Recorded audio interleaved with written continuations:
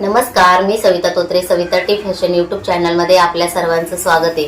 तर मैत्रिणींनो, आजच्या व्हिडिओमध्ये तुम्हाला मी काही माहिती सांगणार आहे, जे म्हणजे आम्ही ज्याच्यातून गेलो, जे अनुभव आलेत आम्हाला, तर ते तुम्हाला पण माहिती पाहिजे असं मला वाटतं. कारण तुम्ही माझी फॅमिली आहात, तर मला असं वाटतं की काही गोष्टी तुमच्यासोबत शेअर केल्या पाहिजेत. म्हणजे ज्या गोष्टी तुम्हाला माहीत नाहीत अशा गोष्टी तुम्हाला सांगायला पाहिजेत. कारण थोडं माहिती असलं तर आजूबाजूला जरी आपल्या असं काही घडलं किंवा कोणाला त्रास झाला तर आपल्याला थोडंसं सजेशन देता आलं पाहिजे कोणाला तरी, आहे का नाही नितीन? तर सगळ्यात अगोदर मी तुम्हाला हे सांगेन की आज तुम्ही म्हणता ताई काय काम केलं तुम्ही, तर मी आज काहीच काम केलेलं नाही. आज मी गेले होते हॉस्पिटलला. आज फोन पण बंद होता. नाही ताईंना, बऱ्याच ताईंना असं वाटेल की फोन चालू केलाय आणि मग फोन लागत का नाही, असं होईल. तर आज नितीनची अपॉइंटमेंट होती, तर आज जायचं होतं आम्हाला हॉस्पिटलला. आम्ही आज सकाळी गेलो होतो आणि आता आम्ही म्हणजे आताच थोड्या वेळापूर्वी आलो. चहा पाणी वगैरे झालं. तर नितीनची तब्येत ठीक नाही आहे, कारण नितीनला थंडी ताप आलं होतं. अचानक थंडी ताप भरलं आणि एका साईडला पूर्ण असं सूज आली. रात्री झोपला तेव्हा चांगलं होतं आणि सकाळी पूर्ण असं सुजलं होतं ते. तर ते कशामुळं झालं नाही समजलं. म्हणलं मग आपण डॉक्टरकडे जायचंच आहे, आपण दाखवून घेऊ. आणि आम्ही गेलो होतो हॉस्पिटलला. तर नितीनला डोळ्याचा त्रास झाला लॉकडाऊनमध्ये. फर्स्ट टाइम त्याचे डोळे लाल झाले आणि एवढे लाल झाले की खूप खुपल्यासारखं होत होतं. म्हणजे जसं आपल्या तोंडामध्ये तोंड येतं, फोड्या फोड्या येतात, तसं त्याच्या डोळ्यात झालं. आणि आम्ही डॉक्टरकडे गेलो. पण डॉक्टरकडे गेल्यानंतर त्यांनी औषधं वगैरे दिले. पण अशी काही एखादी गोष्ट असते की डॉक्टरांकडनं सांगायचं राहून जातं आणि आपल्याला पण विचारायचं राहून जातं किंवा आपल्याला त्या गोष्टीतला काही गंधच नसतो. कारण आपल्या फॅमिलीमध्ये जर डोळ्यांबद्दल कोणाला काही माहितीच नसली तर झालं असं की आम्ही हॉस्पिटलला गेलो. त्याला त्रास झाल्यानंतर डॉक्टरनी गोळ्या औषधं दिले, पण काही गोष्टी डॉक्टरांकडनं सांगायच्या राहिल्या आणि आपल्याला पण त्यातलं काही नॉलेज नसतं. त्याच्यामुळं आपल्याला काही गोष्टी माहीत नसतात. असं पण आपल्यासोबत होतं. आणि असंच आमच्यासोबत पण झालं की डॉक्टरांनी आम्हाला सांगितलं नाही की डोळे म्हणजे चोळू नये किंवा डोळ्याला हात लावायचा नाही, असं आम्हाला सांगितलं नाही. आणि आम्हाला त्यातलं काही माहिती नव्हती, कारण आपल्या आजूबाजूला असं कधी कोणाचं बघितलं नव्हतं. मी माझ्या लाईफमध्ये लहानाची मोठी झाले, एवढं आत्तापर्यंत इथपर्यंत आले, पण मला माहिती नव्हतं की डोळ्यामध्ये काय आजार असतात किंवा डोळ्यामध्ये कशाने काय होतं, ह्यातलं काहीही गंध नव्हता कसला. असे बाकीचे याच्यासाठी मी हॉस्पिटल फिरायचे की तब्येत सुधरत नाही किंवा त्याला दुसरा काही त्रास होतोय, याच्यासाठी आपल्याला म्हणजे माहीत होतं. पण म्हणजे मागं 4-5 वर्ष पोट करायचं, रिपोर्टमध्ये काही यायचं नाही, पण पोटच दुखायचं त्याचं. असं बाकीचे काही गोष्टी माहिती होत्या. डोळ्याबद्दल असं काही माहिती नव्हतं. आणि अचानक असं झालं की मी खूप लक्ष द्यायचे बारीकनी, त्याच्यापाशी बसून पण राहायचे नाही का नाही, ते त्याच्यापाशी बसून राहायचे मी. तो म्हणायचा मम्मी खूप असं त्रास होतोय मला, तर मी म्हणायचे चोळू नको. आपलं एक सहज आपण आपल्या घरातल्या माणसांना बोलतो की चोळू नको बाळा, नको चोळू, थोडं सहन कर आणि मग होईल, आता बरं होईल, असं मी त्याला बोलायचे. आणि मी दिवसभर त्याचे हात धरून ठेवायचे. पण आपल्याला घरातली काही कामं असतात, मग थोडंसं त्याला लक्ष देऊन मला घरातलं काम पण करायला लागायचं, जेवण वगैरे बनवायचं. तर असं झालं की रात्री पण मी अशी जागून रात्र काढल्यात, जागून नाही का, रात्रभर मी बसून राहायचे त्याच्याजवळ, कारण मला चैन नाही पडायची. त्याचा त्रास बघून मला झोप नव्हती येत. आणि असं मी 2-4 महिने काढले. तर ते कमी व्हायचं, पण खूप कमी नव्हतं होत. आणि डॉक्टरांची ट्रीटमेंट चालू होती. पण झालं असं की रात्रीची मला थोडीशी 5 मिनिटाची झोप लागली. म्हणजे मी अजिबात डे नाईट झोपले नाही. देवाने मला तेवढं सामर्थ्य दिलं होतं की झोपू नकोस म्हणून. आणि खरंच मला झोप नाही आली, कारण माझ्या डोक्यात तेच विचार की असं अचानक काय झालं, आता हे कसं कमी व्हायना. आपले डोळे आपल्याला चांगले दिसतात, पण याच्यामध्ये काय काय असतं ते मला कधी लाईफमध्ये माहीत नव्हतं. त्या गोष्टी मला माहीत पडल्या हॉस्पिटलला गेल्यानंतर. आणि एक गोष्ट जसं ट्रीटमेंट सुरू झाली तशा काही गोष्टी भरपूर कळाल्या. तर मी तुम्हाला हे सांगेन की कधी तुम्हाला डोळ्यांचा त्रास झाला, म्हणजे आपण म्हणतो गावाला डोळे आले आणि काही ठिकाणी म्हणतात इन्फेक्शन झालं डोळ्यांना, तर असं काही झालं किंवा डोळेला खाज येते, पाणी येतं डोळ्यातून, तर डोळे चोळू नका. त्याच्यामुळं किती भोगावं लागतं ना, ते फक्त आम्हाला विचार. रात्री थोडासा डोळा लागला मला आणि त्याने तो डोळा चोळला आणि ते चोळल्यामुळं ते जास्त झालं, जास्त वाढलं. आणि ते चोळल्यामुळं असं झालं की तो एकदम मसाला गेल्यासारखं रडत होता रात्रभर. आणि रात्र कशी बशी आम्ही बसून काढली. मी माझ्या मैत्रिणीला फोन केला, तिचे मिस्टर आणि ते आले, म्हणजे ते हॉस्पिटलला कामाला आहेत. मी त्यांना फोन केला रात्री 12:30 वाजता आणि तेवढ्या रात्रीचे आले बिचारे दोघं पण, त्यांची म्हणजे माझी मैत्रीण आणि तिचे मिस्टर. त्यांनी मग एका मॅडमला फोन केला एवढ्या रात्री की असं झाले. तर ते म्हणणे सकाळी घेऊन या, कारण रात्रीचे कोणत्या हॉस्पिटलला डॉक्टर नसतं डोळ्यांची. तर मग सकाळी आम्ही नंबर लावला, गेलो. बघितल्यानंतर आम्हाला डॉक्टर ओरडले की तुम्ही हाताने चोळायला नव्हतं पाहिजे. म्हणजे आम्ही डॉक्टर बदलला. ज्या डॉक्टरकडे आधी ट्रीटमेंट होती त्या डॉक्टरांकडे नाही गेलो. माझ्या मैत्रिणीच्या मिस्टरांनी आम्हाला सजेशन दिलं, आम्ही त्या हॉस्पिटलला गेलो आणि तिकडे त्यांना दाखवलं तर त्यांनी डायरेक्ट बघितल्या ते म्हणले की याला कोर्निया झालाय. म्हणजे जसं आपण म्हणतो ना सर्दी, खोकला, ताप, मलेरिया, डेंगू, चिकनगुन्या जसे प्रकार असतात तसे डोळ्याचे पण प्रकार असतात. आणि ते गेल्यानंतर कळालं आणि डॉक्टर ओरडले की तुम्ही डोळे चोळायला नव्हते पाहिजे.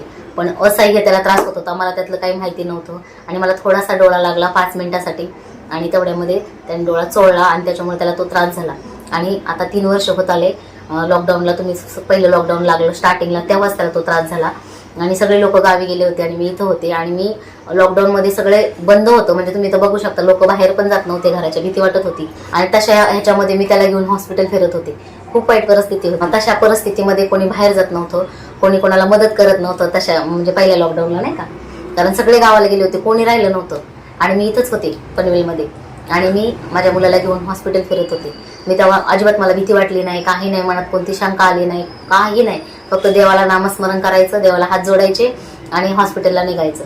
आणि अशा लॉकडाऊन आमचं पूर्ण हॉस्पिटलमध्येच गेलं, म्हणजे जाण्यात येण्यात. आणि खूप नितीनला त्रास होत होता आणि त्याचा असहाय्य त्रास होता, मला बघवत नव्हता. ड्रॉपमध्ये इंजेक्शन सोडून द्यायचे आणि ते ड्रॉप डोळ्यामध्ये टाकायला लागायचे. ते कसे टाकायचे, किती काळजी घ्यायची, काय करायचं. आणि थोडे ड्रॉप नव्हते, भरपूर ड्रॉप होते नाही का नितीन. तर त्याच्यामुळं आणि ते ड्रॉप टाकून त्याच्या शरीरावर प्रॉब्लेम झाला. कारण होतं ना की ते ड्रॉप घशामध्ये येतात आणि आपल्याला जेवण वगैरे जात नाही आणि त्याच्यामुळे त्याची तब्येत आणखी बारीक झाली. आणि आता ते जे ड्रॉप आहेत ते डोळे नीट करायच्या जे औषधं देतात त्याच्यामुळं आपल्या शरीराला पण काही ना काही थोडाफार इफेक्ट होतो शरीरावर. त्याच्यासाठी पण आता परत दुसरे म्हणजे त्याची एवढी तब्येत बारीक झाली, त्याला जेवण जात नाही, त्याची तब्येत सुधरत नाही. मग असं समोरच्याला बघून असं वाटतं की अरे चांगलं दिसतं, याला काय झालंय. पण ते ज्याची त्यालाच माहिती असतं काय असतं ते, आणि जे करतं त्यालाच माहिती असतं. अशी स्टोरी वगैरे काही सांगत नाही मी, जे आहे ते रिअल दाखवते तुम्हाला. तर हे बघा त्या डोळ्याच्या त्रासामुळं हे बघा हे एवढ्या फाईल आहेत आणि हे एक एक फाईल तुम्ही बघू शकता पूर्ण भरलेली. हे बघा, तर हे बघा ही वेगळी आहे, म्हणजे हा रिपोर्ट वेगळा आहे. हे ॲलर्जी टेस्ट आहे, म्हणजे आपल्या शरीरामध्ये ड्रॉप टाकून ॲलर्जी पण वाढू शकते. एखाद्या त्रासामुळे दुसरा त्रास पण होऊ शकतो. तर ही त्याच्यासाठी टेस्ट आहे, ही टेस्ट वेगळी केली आहे. आणि की ॲलर्जी टेस्ट काय असते की ॲलर्जी म्हणजे आपण फक्त डोळ्याची ॲलर्जी एवढं माहिती असतं, पण अशा काही ॲलर्जी असतात आपल्या शरीरामध्ये आपल्याला ते माहिती नसतं. आणि ते मला माहीत झाले. तर मला असं वाटतं की तुम्हाला पण सांगायला पाहिजे, कारण तुमच्या आजूबाजूला कोणाला काही त्रास होत असेल तर तुम्हाला पण त्या गोष्टी समजायला पाहिजेत. त्याच्यासाठी मी सांगते की ॲलर्जी अशा पण असतात की आपल्या म्हणजे आपण म्हणतो ना अरे मी बाहेरचं काही खातच नाही, मी घरातलंच जेवतो, किंवा मी घरातलंच जेवते, चपाती भाजी भात मी वेगळं असं काही खात नाही आपण असं म्हणतो. पण आपल्या जेवणामध्ये सुद्धा ॲलर्जी असते. म्हणजे आपण जे भाज्या खातो किंवा आपण जे फळं खातो किंवा आपण जे भाकरी ज्वारी बाजरीची चपाती भात आपण जे खातो त्याच्यामधून पण आपल्याला एखाद्या गोष्टीची ॲलर्जी असू शकते. तर हे बघा हा रिपोर्ट केल्यानंतर मला कळालं की अशा पण गोष्टीची ॲलर्जी असू शकते. हे बघा, तर हे बघा हे असे फळं भाज्या ज्या आहेत, म्हणजे आपण एखाद्या कुंड्यामध्ये झाडं लावतो किंवा आपलं अंगण असेल तर आपण अंगणात झाडं लावतो किंवा आपण शेतामध्ये फिरतो तर आपण म्हणतो बघा एखाद्या झाडातून गेल्यानंतर आपलं अंग खाजले, आपल्या अंगावर घांदडे आल्यासारखे झालेत, किंवा आपण म्हणतो की अरे मला उतलंय ते उतलं वगैरे काही नाही, त्याची ॲलर्जी असते. म्हणजे एखाद्याला गवताची ॲलर्जी असू शकते, एखाद्याला एखाद्या झाडाची ॲलर्जी असू शकते, एखाद्याला बाजरीची किंवा ज्वारीची भाकरीची ॲलर्जी असू शकते, एखाद्याला भाताची ॲलर्जी असू शकते नाही का नितीन. ह्या गोष्टी मला ही ॲलर्जी टेस्ट केल्यानंतर कळाल्या. आणि ही ॲलर्जी टेस्ट महाग आहे, खूप महाग आहे ही ॲलर्जी टेस्ट. आणि हे केल्यानंतर म्हणजे नितीनच्या इथून कोपरापासून तर इथपर्यंत हातापर्यंत एवढ्या अशा सुया लावल्या होत्या दोन्ही हाताला. आणि त्याच्यामध्ये ते प्रत्येक पदार्थाचा ड्रॉप टाकतात, प्रत्येक झाडांचा म्हणजे झाडांच्या रसाचा ड्रॉप टाकतात. आणि तेव्हा ते कळतं की कशापासून कशाची ॲलर्जी. म्हणजे ते बघायला पण नको वाटतं, कारण तेवढं त्याने सहन केलं तेवढं आणि देवाने तेवढं त्याला सामर्थ्य पण दिलं. आणि सगळ्या ताईंना प्रश्न पडतात की ताई तुम्ही कसं करता, तुम्हाला कसं जमतं एवढं सगळं. मी तर हे मनापासून खरं सांगेन की ही फक्त समर्थ कृपा आहे आणि त्यांच्या कृपेमुळेच हे सगळं आजकाल जेवढं मी करते. म्हणजे मी करत नाही, ते माझ्याकडून करून घेतात आणि याच्याकडनं पण ते करून घेतात, म्हणजे आमच्या फॅमिलीकडनं ते करून घेतात.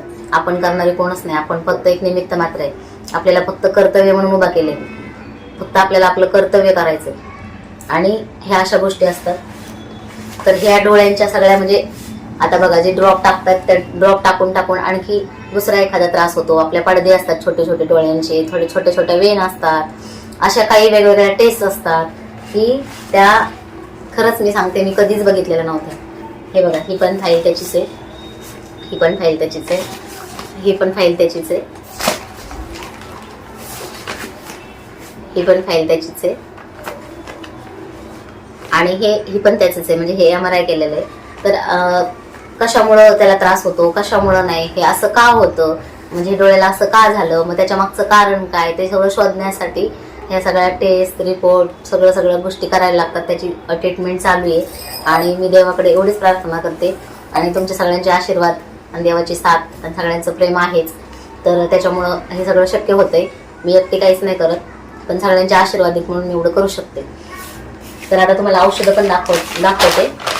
हो, त्या आज गोळ्या दिल्यात त्याला.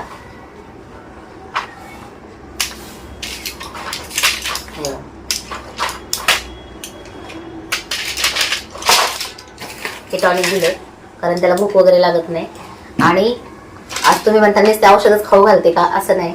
सगळ्या गोष्टीची काळजी घेते मी. जेवढं माझ्याकडून शक्य होईल तेवढं मी सगळं करते आणि जोपर्यंत आहे तोपर्यंत करणार. आणि तर सांगण्याचा उद्देश हाच की मला ज्या गोष्टी माहिती आहेत त्या तुम्हाला पण माहिती पाहिजेत ना. डोळे आले किंवा डोळे लाल झाले किंवा डोळ्यातून मुलांनाच नाही, मोठ्यांना छोट्यांना सगळ्यालाच होऊ नाही देवाची कृपा. पण कधी जर आपले डोळे लाल होतात, आपण म्हणतो गावाला की डोळे येतात नाही का नाही, किंवा डोळ्याला खाज येते, डोळ्यातून पाणी गळतं, आपण लक्ष देत नाही. मी तर लगेच ताबडतोब नेलं होतं तरी पण असा प्रॉब्लेम झाला. तर तुम्ही थोडंसं जरी काही डोळ्यांबद्दल तुम्हाला असं वाटलं की बाबा माझ्या डोळ्याला खाज येते, कधी कधी मला तुम्हाला ही पण गोष्ट सांगते की मी आपण जसं डोक्यामध्ये डॅन्ड्रफ होतो तसाच आपल्या डोळ्यात पण डॅन्ड्रफ होतो पापण्याला, बरोबर ना. म्हणजे आता तो माझ्यासोबत असतो आणि असे काही पेशंट येतात गेल्यानंतर बघायला मिळतं की खूप काय त्रास असतात, वेगवेगळे त्रास असतात. म्हणजे मोतीबिंदू वगैरे हा कॉमन झालाय, पण त्याच्या पलीकडे पण दुसरे काय असतात. रेटिना कधी हा मी ऐकलाच नव्हता. रेटिना आजार असतो डोळ्यांचा, म्हणजे अचानक माणसाला दिसायचंच बंद होतं, अचानक होतं. अशा काही गोष्टी घडतात, त्याला रेटिना म्हणतात. कोर्निया म्हणजे हे डोळे चोळल्यानंतर होतं, किंवा म्हणतात ना की पापणीतूनच पाणी येतं. तर ते पण म्हणजे बोबळ चांगलं असतं पण आपल्या पापणीतून पाणी येतं.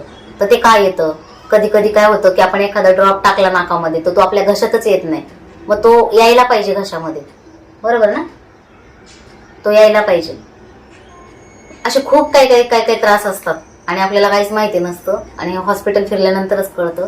तर मला हेच सांगायचं होतं या व्हिडिओच्या माध्यमातून की डोळेला खाज आली, कुठं काय झालं, थोडंसं काय वाटलं तर लगेच पटकन डॉक्टरकडे जा. पहिल्यासारखं राहिलं नाही. पहिले जुने लोक होते तेव्हा ते घरच्या घरी बरे व्हायचे, आता तसं काही राहिलं नाही. आणि घाम आला, थरथरल्यासारखं झालं, चक्कर आल्यासारखी झाली तर BP लो होतो किंवा एखाद्याचा BP वाढतो. तर हे स्वतः माझ्यासोबत घडतं कारण मला BP लोचा त्रास आहे. आणि आपल्याला कळतं, आपण म्हणतो नाही अरे मला थकवा आला असं, मी जास्त काम केलं म्हणून झालं असं नाही. BP लोचा त्रास असला तर आपल्याला घाम येतो, थरथरल्यासारखं होतं, चक्कर आल्यासारखी होती किंवा आपण डायरेक्ट काम टाकून देतो है ना. असं तर थोडं थरथरल्यासारखं झालं की आपण लिंबू, मीठ, साखर, पाणी प्यायचं किंवा गोड खायचं BP लोच्या माणसाने आणि डॉक्टरकडे पटकन जायचं. तो एक तात्पुरता उपाय झाला डॉक्टरकडे जाईपर्यंत. तर ही काळजी घ्यायची सगळ्यांनी. माणसाला कधी काय होईल सांगता येत नाही, म्हणून सगळ्यांनी स्वतःची काळजी घ्या. मी प्रत्येक व्हिडिओमध्ये म्हणते की सगळ्यांनी स्वतःची काळजी घ्या, तुमची घ्या, तुमच्या फॅमिलीची घ्या, आजूबाजूच्यांची घ्या, सगळ्यांची काळजी घ्या. आणि नितीनचं चेकअप वगैरे झालं आणि तिकडून येताना अजून दुसरी खरेदी पण केली कारण मला परत जायला नको. कारण तुम्हाला माहिती मी लग्नाचे ब्लाऊज घेतले आणि आदल्या दिवशी एवढे ब्लाऊज आले ते तुम्हाला दाखवले. दुसऱ्याच दिवशी लगेच भरपूर ब्लाऊज आले तर ते पण 21 तारखेला द्यायचे. आणि घरातलं पण काम असतं. आणि तुम्ही म्हणतात की ताई तुम्ही कामाला बाई का ठेवत नाही, तर मी याच्याचमुळं बाई नाही ठेवू शकत कारण मला हॉस्पिटलला सारखं जायला लागतं माझ्या मुलाची ट्रीटमेंट चालू असल्यामुळं आणि मला सगळेच गोष्टी हँडल करायला लागतात. त्याच्यामुळे मी कोणाला कामाला नाही ठेवू शकत कारण आपल्या घरातलं काम आपण स्वतः कधी करू शकतो आणि कधी दरवाजा बंद करून जाऊ शकतो. दुसऱ्याला कामाला ठेवल्यानंतर आपण दुसऱ्याच्या पोटावर पाय नको द्यायला किंवा आपल्यामुळे त्यांचं नुकसान नको व्हायला असं मला वाटतं. म्हणून मग मी कोणतं पाऊल उचलत नाही. मी माझं मला जेवढं शक्य होईल तेवढं मी डे नाईट काम करते. तर हेच सांगायचं होतं या व्हिडिओच्या माध्यमातून. तर तुम्ही सगळ्यांनी स्वतःची काळजी घ्या आणि जी काय खरेदी केली मी आता, जे काही आणले सामान टेलरिंगसाठी किंवा ब्लाउजासाठी, तर ते सगळं मी तुम्हाला दुसऱ्या व्हिडिओमध्ये दाखवते, किंवा तुमचे भरपूर काही कमेंट आहेत त्याचे रिप्लाय पण मी पुढच्या व्हिडिओमध्ये देते. तर हा व्हिडिओ तुम्हाला कसा वाटला कमेंट करून नक्की कळवा आणि भेटूया अशाच नेक्स्ट व्हिडिओमध्ये. तोपर्यंत स्वतःची काळजी घ्या.